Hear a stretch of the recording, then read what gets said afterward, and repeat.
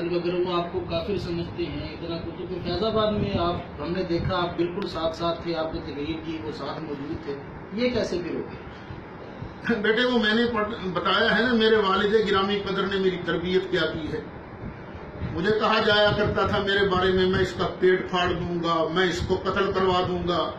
लेकिन जब सरकार की खत्म नबूवत का मसला आया तो हमने किसी चीज को नहीं देखा। हमने कहा यार ठीक है, वो कहते हैं उन्होंने अपना जवाब अल्लाह की बारगाह में खुद देना है। मैं चला गया, आपको भी साथ लेकर गया था, अपने 3 पोतों को साथ लेकर गया, अपने नवासे को साथ लेकर गया, अपने दामाद को साथ लेकर गया। मैं तो खुद गया था, अपने भाई उनके दामादों को, अपने भाई के बच्चों को साथ लेकर गया था। हम तो पूरा वफद बन के गए थे और अल्हम्दुलिल्लाह हमने वहां कुर्बानी दी है। मेरा नवासा, मेरा दामाद, मेरा एक शागिर्द वहां काफी दिन अडियाला जेल के अंदर रहे हैं। हम तो सिर्फ सरकार के नामूस के लिए गए थे और किसी काम के लिए नहीं गए थे। हाँ, ये उनको सोचना चाहिए जो मुझे काफिर कहते थे उससे पहले। जब मैं धरने में गया तो फिर वो फतवे किधर गए? जब मैं धरने से वापस आया, धरना खत्म हुआ, तो यहां आकर मुझे 2 हलकों के कौमी असम्बली के टिकट क्यों देकर गए थे? और अगर मैं काफिर था, मेरा अकीदा खराब था, तो मुझे फैसलाबाद डिवीजन का सरपरस्त आला क्यों बनाया गया था? जवाब तो उन्होंने देना है ना कि मैंने देना है।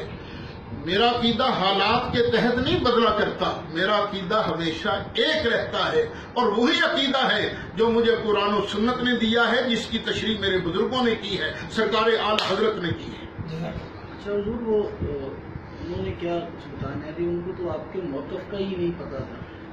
ये बात बिल्कुल ठीक है कि इनको मेरे मौक़िफ़ का पता ही नहीं है। अच्छा हुजूर, एक आखिरी बात है, हम आपके बेटे हैं जी, मुरीद भी हैं, पढ़ा भी आपसे ये सब कुछ, तो आपके बारे में भी बातचीत होती है, चाहे जैसा भी हो, हमें बहुत दुख होता है, दुख हो रहा है, हम क्या करें?